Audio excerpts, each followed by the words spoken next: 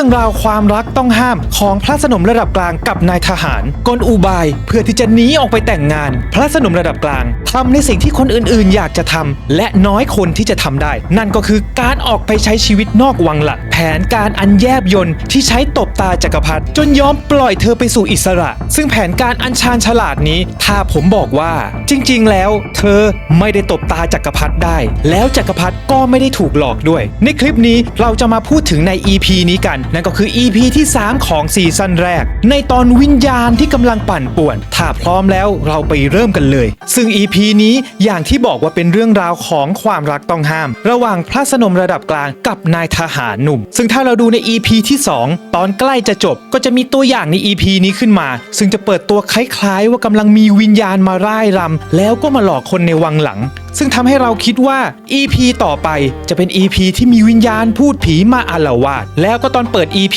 3เขาก็ทำให้เราคิดแบบนั้นโดยการที่มีเรื่องมาขอให้เมาช่วยว่ามีวิญญาณอาละวาดอยู่ที่วังหลังซึ่งแน่นอนว่าเมาจะต้องไปตรวจสอบโดยที่ไม่ปักใจเชื่อเลยว่าเป็นเรื่องวิญญาณพูดผีใดๆทั้งสิ้นซึ่งเนื้อเรื่องโดยรวมของ EP นี้ก็คือตกกลางคืนจะมีคนเห็นวิญญาณในชุดขาวมาร่ายรำอยู่บนกำแพงวังหลังหลายคนบอกว่ามันเป็นพูดผีแต่จริงๆแล้วเป็นพระสนมระดับกลางที่เสียใจจนเพ้อละเมอออกมารำบนกำแพงตอนกลางคืนสาเหตุก็เพราะว่าเธอเสียใจมากที่จะต้องโดนขับไล่ออกจากวังหลังเนื่องจากว่าตอนที่จักรพรรดิเสด็จมาหาพระนางก็ทำการร่ายรำเพื่อต้อนรับจักรพรรดิแต่การร่ายรำนั้นก็ผิดพลาดทำให้จักรพรรดิไม่พอใจก็เลยลงโทษเธอโดยการประทานตัวเธอให้ไปเป็นภรรยาของนายทหารหนุ่มซึ่งเธอก็ได้เสียอกเสียใจที่ต้องหลุดจากตำแหน่งพระสนมแล้วก็ต้องหลุดออกจากวังหลังไปใช้ชีวิตอยู่ข้างนอกจนนอนละเมอเพ้อปีนขึ้นไปรำอยู่บนกำแพงวังหลังทุกคืนจนสะดุดตาคนแถวนั้นที่ได้เห็นแต่เมื่อเมาได้เห็นกับตาในขณะที่พระนางกำลังรำพระนางก็ยิ้มไปด้วยนี่มันคือสีหน้าของคนที่มีความสุขชัดๆไม่ใช่สีหน้าของคนที่กังวลหรือว่ามีความทุกข์ละเมอออกมารำเลยซึ่งเมาก็ได้เล่าให้กับพระนางเกียวคุโยฟังว่าอาการละเมอเกิดจากจิตใจที่ไม่มั่นคงทำให้เวลาหลับถึงแม้ร่างกายจะหลับแต่ข้างในยังตื่นอยู่มีนางลมคนหนึ่งปกติเป็นคนนิสัยร่าเริงยิ้มแย้มแจ่มใสอยู่มาวันหนึ่งมีคนเสนอที่จะซื้อตัวเธอหลังจากที่ได้รับข้อเสนอนั้นเธอก็นอนละเมอทุกคืนละเมอเดินไปทั่วหอนางลมทุกครั้งที่ตื่นมาตอนเช้าเสื้อผ้าก็จะสกปรกเลอะเทอะด้วยความที่อาการนอนละเมอทำให้ข้อเสนอการซื้อตัวถูกยกเลิกไปหลังจากนั้นนางลมคนนี้ก็กลับมาเป็นปกตินี่คือสิ่งที่เมาเล่าให้กับเกียวคุโยฟังในตอนแรกพร้อมกับจินชิที่นั่งฟังอยู่ด้วยแต่ในวันที่พระสนมระดับกลางคนนี้จะต้องเดินทางออกนอกวังหลังเกียวคุโยก็แอบมากระซิบถามเมาว่าเรื่องที่เจ้าเล่าให้ข้าฟังมันยังไม่จบใช่ไหมมันมีต่อข้ารู้เมาก็เลยเล่าให้ฟังต่อว่าหลังจากที่ข้อเสนอการซื้อตัวนางลมคนนั้นถูกยกเลิกไปก็ได้มีชายคนหนึ่งมาเสนอซื้อตัวนางลมคนนี้เหมือนกันด้วยความที่นางเคยป่วยแล้วก็โดนยกเลิกการซื้อตัวไปแล้วครั้งหนึ่งทำให้การซื้อตัวครั้งนี้ค่าตัวนางลดเหลือเพียงครึ่งเดียวจากตอนแรกจริงๆแล้วเป็นแผนของนางกับผู้ชายคนที่2แผนการก็คือผู้ชายคนแรกกับคนที่2รู้จักกันให้ผู้ชายคนแรกมาเสนอซื้อตัวก่อนแล้วนางลมที่ก็รู้กันด้วยแกล้งทำเป็นละเมอชายคนแรกพอรู้ข่าวว่านางลมคนนี้นอนละเมอก็เลยยกเลิกข้อเสนอไปตามแผนนางลมก็แกล้งหายละเมอเสร็จแล้วผู้ชายคนที่2ที่เป็นคนรักของนางลมคนนั้นก็มาเสนอซื้อตัวด้วยค่าตัวเพียงครึ่งเดียวเท่านั้นสาเหตุที่ต้องทำแบบนี้ก็เพราะว่านางลมกับผู้ชายคนที่2นี้รักกันแต่ไม่สามารถอยู่ด้วยกันได้เพราะว่ามีเงินไม่พอซื้อแถมถ้าจะรอให้นางลมคนนี้หมดสัญญาก็ต้องรอไปอีก1 ปีซึ่งนางก็จะต้องทำงานนางลมอย่างนี้ต่อไปอีกตั้ง1 ปีก็เลยวางแผนนี้เพื่อพานางออกมาในทันทีทันใดด้วยค่าตัวเพียงครึ่งราคาเท่านั้นพอฟังจบแล้วพระนางเกียวคุโยก็เข้าใจเรื่องราวทั้งหมดได้ทันทีเลยว่าพระสนมระดับกลางคนนี้ก็ใช้แผนเดียวกันในการออกจากวังพ้นจากตำแหน่งพระสนมแล้วไปแต่งงานออกไปใช้ชีวิตนอกวังอยู่กับนายทหารคนนั้นซึ่งเป็นคนรักกันมาตั้งแต่เด็กๆแล้วทำให้เรื่องราวความรักต้องห้ามของพระสนมระดับกลางและนายทหารจบลงอย่างสมบูรณ์สวยงามซึ่งอาจารย์นัตสึผู้เขียนชอบฉากชอบ EP นี้มากนั่นก็เป็นเพราะว่าตอนที่เขียนเป็นนิยายตัวของอาจารย์นัตสึเอง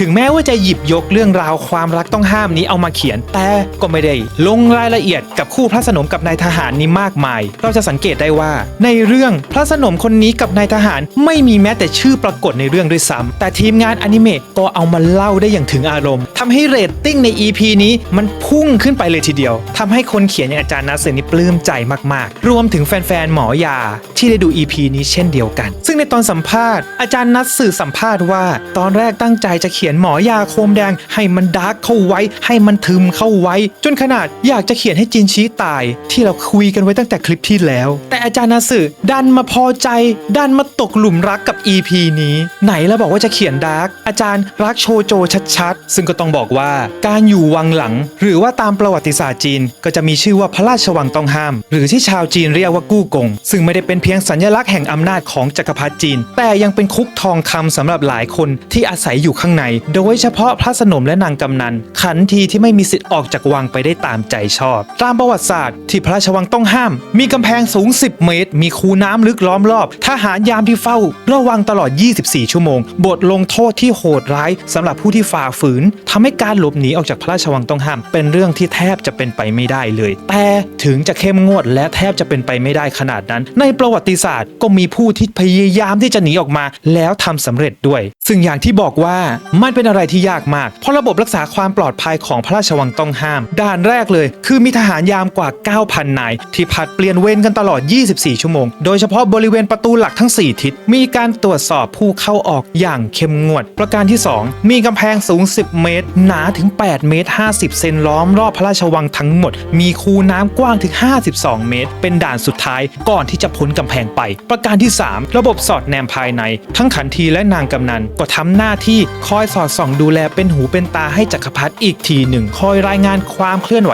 ที่ดูจะผิดปกติเรียกได้ว่าตรวจสอบกันเองอีกด้วยหรืออย่างสุดท้ายผู้ที่คิดพยายามจะหนีถ้าเกิดถูกจับได้ก็จะมีบทลงโทษอย่างรุนแรงส่วนใหญ่ก็คือการประหารอย่างทรมานถ้าร้ายกว่านั้นก็จะเล่นไปถึงครอบครัวของนางด้วยแต่ถึงขนาดนั้นก็มีคนที่หนีออกไปได้โดยวิธีที่ใช้บางคนใช้วิธีปลอมตัวอาจจะปลอมตัวเป็นเจ้าหน้าที่หรือว่าคนส่งของวิธีก็คือการแอบขโมยเครื่องแบบของทหารหรือคนส่งของเปลี่ยนเสื้อผ้าแล้วฉวยโอกาสออกจากวังได้หรืออาจจะอาศัยช่วงเทศกาลหรือเหตุการณ์พิเศษซึ่งช่วงนั้นก็จะมีความวุ่นวายของเมืองคนเข้าออกเป็นจำนวนมากมีคนมากหน้าหลายตาและคนแปลกหน้าเข้าออกทำให้หนีออกไปได้ท่ามกลางความสับสนซึ่งในกรณีนี้ถ้าเปรียบเทียบกับในเรื่องเมาเรื่องราวเทศกาลเหตุการณ์พิเศษความวุ่นวายสับสนก็จะไปตรงกับช่วงที่มีคาราวานเข้ามาขายของช่วงนั้นแหละเป็นช่วงที่วุ่นวายเหมาะกับการหนีที่สุดหรืออาจจะใช้วิธีการหนีด้วยอุโมงค์ลับด้วยความที่วังมีขนาดใหญ่แต่การที่อยู่ในวัง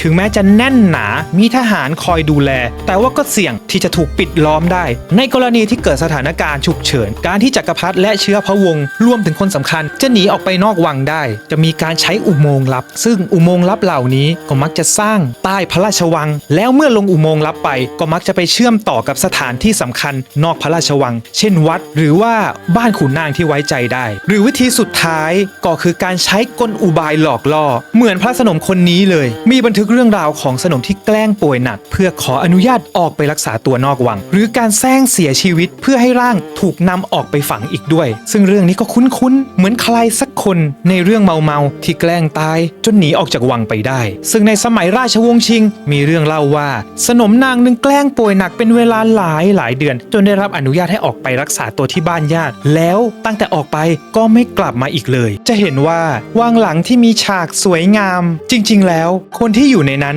ก็ไม่ต่างจากนกน้อยในกรงทองถึงแม้จะมียศถาบรรดาศักดิ์อยู่ในวังแถมถ้ายังเป็นระดับสูงก็ยังมีทั้งนางกำนันและคนรับใช้แต่ก็ไม่ได้รับอิสระอะไรเลยทำให้มีคนอยากจะหนีออกไปเป็นจำนวนมากดังเช่นพระสนมระดับกลางที่วางแผนออกไปแต่งงานกับคนรักที่เป็นนายทหารได้สำเร็จในเรื่องเมาแต่มันจะเป็นอย่างนั้นจริงๆหรอสนมระดับกลางคนนี้พระนางสามารถหลอกจักรพรรดิได้จริงๆหรอซึ่งถ้าเราดูจากอุปนิสัยของจักรพรรดิองค์นี้จักรพรรดิองค์นี้จริงๆแล้วเป็นคนที่มีคุณธรรมสูงเราจะสังเกตได้ว่าพระองค์ทรงเกลียดพ่อของตัวเองก็คือจักรพรรดิองค์ก่อนนั่นก็เพราะว่าจักรพรรดิองค์ก่อนมีนิสัยที่จักรพรรดิองค์ปัจจุบันรับไม่ได้ก็คือนิสัยเปโดคลั่งเด็กชอบเด็กวงเล็บประถมสาเหตุต่างๆก็คือที่เราได้เคยคุยกันไปแล้วเมื่อคลิปก่อนๆแต่ด้วยนิสัยเปโดแบบนี้ไม่ใช่แค่คนในยุคปัจจุบันที่รับไม่ได้แต่คนในยุคโบราณก็รับไม่ได้เหมือนกันเพราะว่าดูยังไงมันก็ออกจะผิดความเป็นมนุษย์ไปสักหน่อยสำหรับการที่เอาเด็กขนาดนี้มาเป็นภรรยาแล้วจักรพรรดิพระองค์นี้ก็สาบานตัวเองว่าจะไม่เป็นเหมือนจักรพรรดิองค์ ก่อนอย่างเด็ดขาดเพราะฉะนั้นเราลองย้อนกลับมาดูว่าการที่พระสนมระดับกลางคนนี้ต้อนรับพระองค์โดยการรำโชว์แล้วเกิดผิดพลาดเล็กๆน้อยๆแค่นี้จักรพรรดิถึงกับโมโหแล้วลงโทษให้ไปเป็นเมียของนายทหารเลยเหรอซึ่งถ้าเราดูเปรียบเทียบกับพระสนมคนอื่นผมยกตัวอย่างเช่นพระสนมหลี่สู้ซึ่งพระสนมหลี่สู้เป็นสนมของจักรพรรดิองค์ก่อนเมื่อจักรพรรดิองค์ก่อนตายไปก็ได้กลายมาเป็นสนมของจักรพรรดิองค์ปัจจุบันซึ่งจักรพรรดิองค์ปัจจุบันก็ไม่เสด็จไปหาและไม่เคยแตะต้องตัวเธอเลยแต่ถึงขนาดนั้นก็ไม่ทรงปลดพระสนมหลี่สู้ออกจากตำแหน่งพระสนมระดับสูงซะด้วยปล่อยให้อยู่แบบนั้นต่อไปแถมในเรื่องเราก็จะเห็นเรื่องราวความเมตตาของจักรพรรดิพระองค์นี้ว่าถึงแม้พระสนมระดับกลางหรือระดับล่างหลายคนถึงแม้จักรพรรดิจะไม่ได้เสด็จไปหาเลยแต่ก็ทรงให้อยู่ในวังแล้วเลี้ยงดูเป็นอย่างดีแล้วอีกอย่างหนึ่งเรื่องที่พระสนมระดับกลางคนนี้ที่ถูกประทานเป็นรางวัลให้กับนายทหารคนอื่นๆในวังยังรู้เลยว่าพระสนมระดับกลางคนนี้กับนายทหารเป็นคนรักกันแล้วจักรพรรดิจะไม่รู้ได้ยังไงความคิดเห็นของผมคือพระสนมระดับกลางคนนี้อยากที่จะออกไปแต่งงานนางก็เลยแกล้งเต้นผิดซึ่งจักรพรรดิก็คงไม่ได้ใส่ใจแล้วก็ไม่ได้โกรธแต่กลับเมตตาอยากที่จะปลดปล่อยพระสนมระดับกลางคนนี้ไปเป็นอิสระก็เลยแซงทำเป็นลงโทษให้เป็นภรรยาของนายทหารไปเพราะว่าเราลองคิดดูการลงโทษมีอยู่ตั้งหลายแบบลงโทษแบบไหนก็ได้และถ้าจะลงโทษประธานไปเป็นภรรยาของนายทหารนายทหารมีตั้งกี่คนประธานเป็นเมียของนายทหารคนไหนก็ได้แต่ก็เลือกประธานให้กับนายทหารคนนี้ซึ่งเป็นคนรักของพระสนมระดับกลางเพราะฉะนั้นในเรื่องนี้ในความเห็นผมพระสนมระดับกลางคนนี้ไม่ได้หลอกจักรพรรดิได้แต่จักรพรรดิเองต่างหากที่ปล่อยนางไปสู่อิสระซึ่งอิสระที่ว่านี้พระสนมระดับสูงอย่างเกียวคุโยยังเคยพูดเลยว่าพระนางอิจฉาพระสนมระดับกลางคนนั้นเหลือเกินที่ได้ไปอยู่กับคนรักของตัวเองนี่คือความเห็นของผมคลิปนี้แยกย้าย